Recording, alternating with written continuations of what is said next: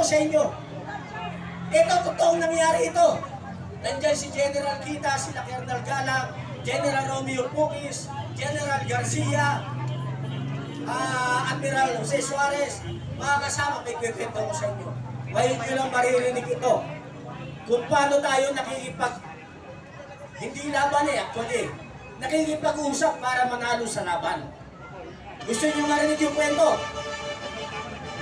Lahat ng kapulisan na nandito at nasa ibang lugar, nasa headquarter, majority ng kapulisan, kakampi natin!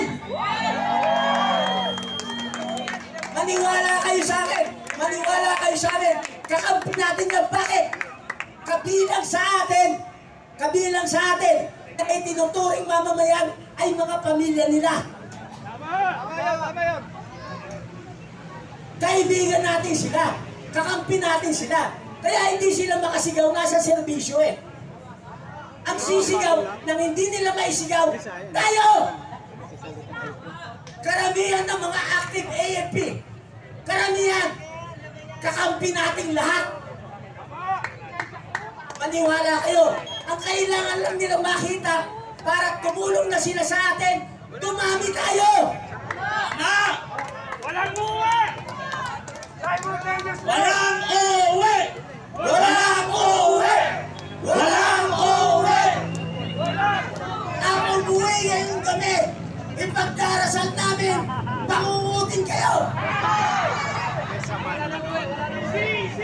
Mapanaginipan nyo sana si Martin Romualdez! Mapanaginipan nyo si Saldico! Di ba bangungot yun? Malaking bangungot yun! Di nyo ba napapansin? Di nyo napapansin? Minsan sa panaginip nyo, lumalabas yun sila, yung mukha nila. Nakausapin ka. Lahat yan! Lahat sila nakurakot! Pangalanan ninyo, pinatay ko na lahat yan sa panaginip ko! May sinaksak ako sa kalangala! Putang ina, dinukot ko yung puso! Pinuksan ko yung tiyan! Putang ina, nagising ako, kinagat ako ng lamok! Putang ina, sabi ko sa lamok, putang ina ka, bayaran ka rin, bayaran ka! Putang ina, patay na sana lahat kung di ako nagising.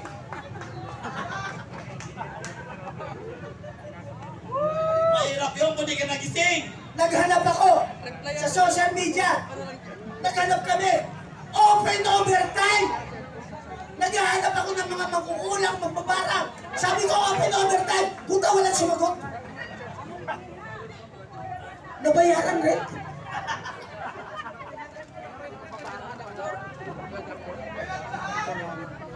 Bayad lahat! Seryoso tayo.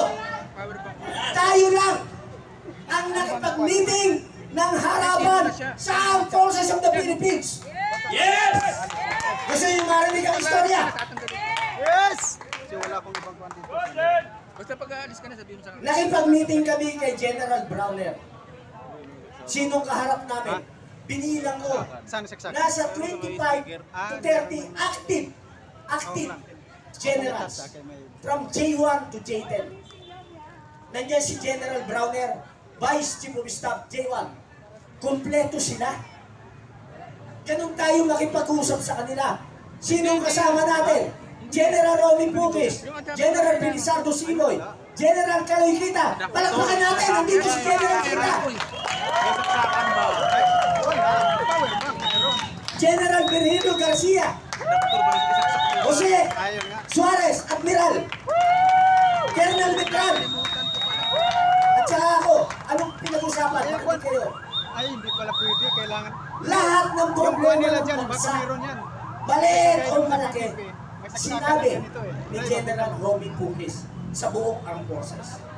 Lahat ng problema sa gobyerno, sinabi ni General Belisardo Simoy at ni General Kita. Lahat ng problema sa mga nakaupong politiko, sinabi ni General Si Pop Ay. Virgilio Garcia. At sinabi rin ni Admiral Jose Suarez. Lahat ng galaw ng taong bayan, sinabi ni Colonel Metran. Ang sinabi ko po ganito, pakinggan nyo mabuti. Pag may Mga mahal naming general, wala nang maasahan ang taong bayan sa executive branch. Yan, idikit mo. Yan, para hindi. Lalo na walang maasahan ng bayan sa legislative branch, both upper and lower. Sa kanila, sinimot na nila ang kaban ng bayan. Ang problema, ang iba sa ating mga nasa judiciary, nababayaran, wait and see. Ang nakakatakot, hindi naman lahat, pero ang iba sa ating armed forces, tumanggap na rin ng pera kay Martin Romualdez. Sinabi ko po yan. At ang sabi ko sa kanila, kapag wala nang matakbuhan ang taong bayan, mag-aarmas na kami para protektahan yung natitira naming dignidad at yung nag-iisa naming buhay.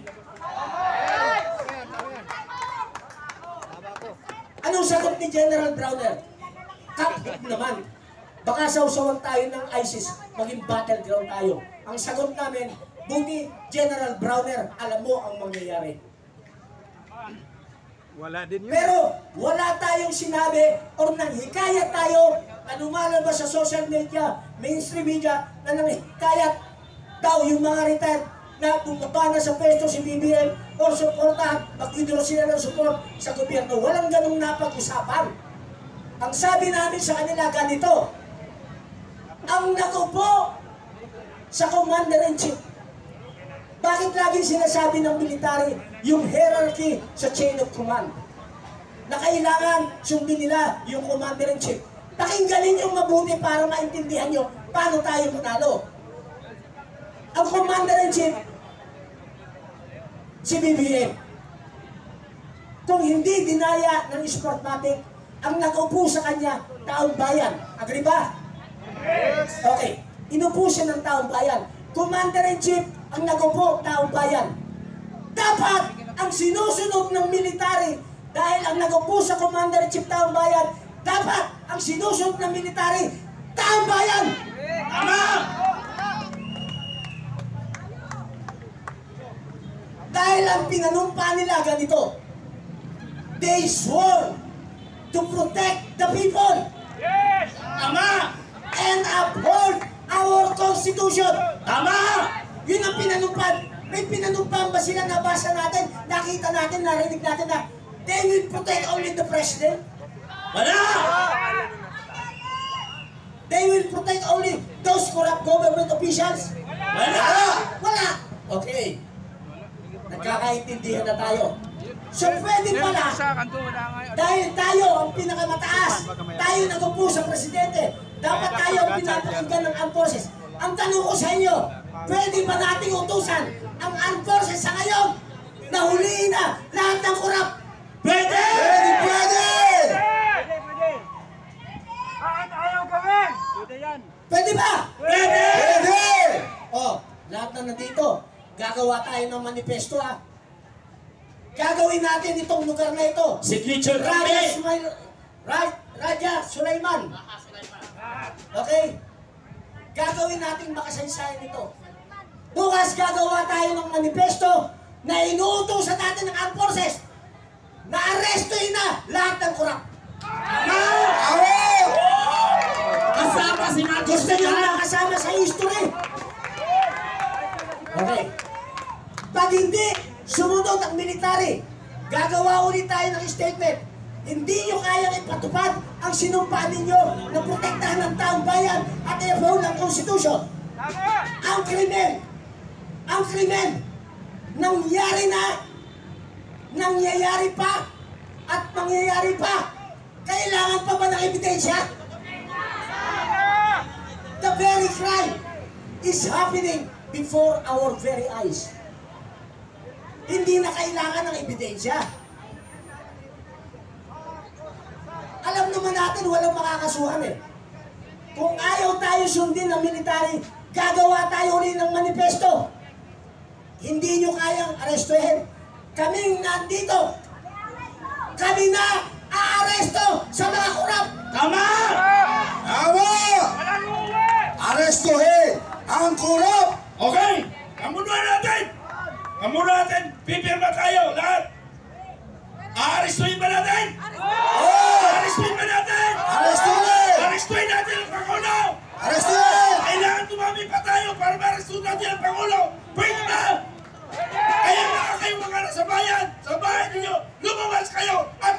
natin ang Pangulo. Mamumuno kami. Pwede. Okay. Ganito. Tanong ko. Kailangan magkaintindihan tayo eh. Yung gagawin ba natin, legal o illegal? Legal. Ulitin ko ha. Yung gagawin ba natin, legal o illegal? Legal. Tayo ang boss! Sino ang ayaw sa gagawin natin? Ang ayaw meron. Sabi ko nga, never tayo mag-unite eh. Ang ayaw sa gagawin natin, yung dilawan, liberal, makabayan black, administrasyon, at yung western world. Pero gawin natin ito nang walang lihim. Kasi kung ang aksyon natin, hindi natin inililihim, safe tayong lahat.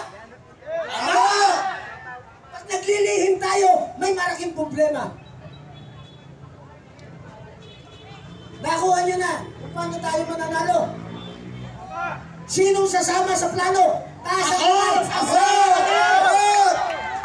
Sinong sasama sa plano? Taas ang kamay! Sasama kami.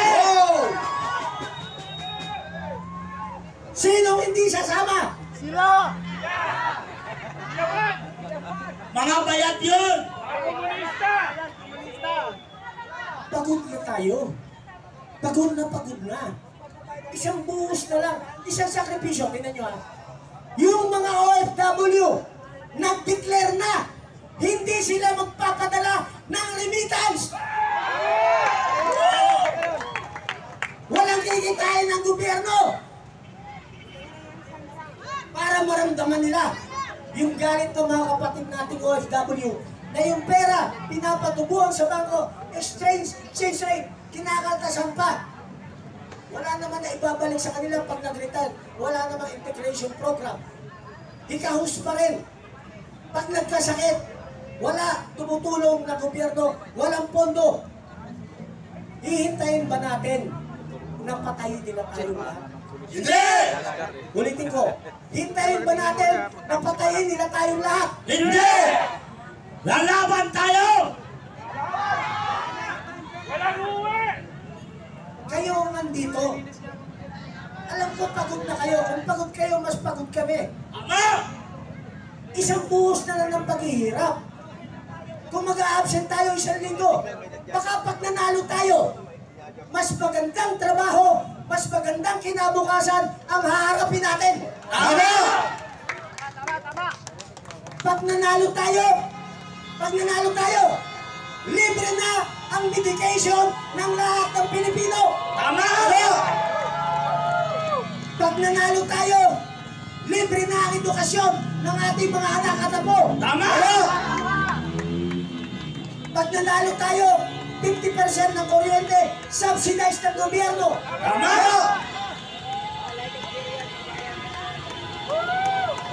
Busina! Busina. Busina. Busina. Busina. Bago ako magtapos, tatanungin nyo, baliw yata ito si Captain Valeros, saan natin kukunin yung pondo? Makinig kayo! Hindi mo kailangang maging matalino para maging presidente. Ang kailangan mo lang, magkaroon ka ng puso at pagmamahal sa taong bayan. Tama. Dahil pag maunlad ang taong bayan, maunlad karamihan, maunlad lahat, maunlad ang bansa. Tama. Saan natin kukunin? Ang bansa natin, kahit isara mo ang pintuan at pintana sa mga foreign investor and developer, mabubuhay tayo bilang Pilipino. Nasa atin ang lahat ng natural resources. Nasa atin lahat ng likas yaman. Nasa atin lahat ng minerals. Ang malalaking inventor, nasa atin. Sino nag-invento ng fluorescent light? Sino nag-invento ng erythromycin, antibiotic? Sino nag-invento ng ATM swipe card? Sino nag-invento ng microchip? Lahat ng ginagamit sa buong mundo, karamihan ay nag-invento Pilipino! Ha? Busina! Busina! Busina! Well, Kaya lang kasi lahat yung ano niya kay ng Boss. kinikita sa Kay natural Boss resources, kasi mga minerals, lahat ng kinikita, regardless kung gobyerno ang nagmina niyan, regardless kung private sector nagmina, kailangan 50% ng kinikita ron Dahil galing sa lupa yon, ang lupa sa taong bayan, kalahati, ibalik sa taong bayan ang kinikita. Tama! Tama na ang bandarang boom! Boom! Boom! Boom! Boom! Ibalik to our basic needs. Doon siya ibalik. Hindi natin magagawa yan kung hindi tayo magsasama-sama at kung uuwi kayong gabi, kung uuwi kayong lahat never nyo na kami makikita na nakikipaglaban sa inyo. Pagod na kami. Tapusin natin ang laban. Huwag tayong matulong. Mag-ikayag na kayo ng marami. Mananalo tayo sa laban. Magandang gabi sa lahat. Walang uuwi!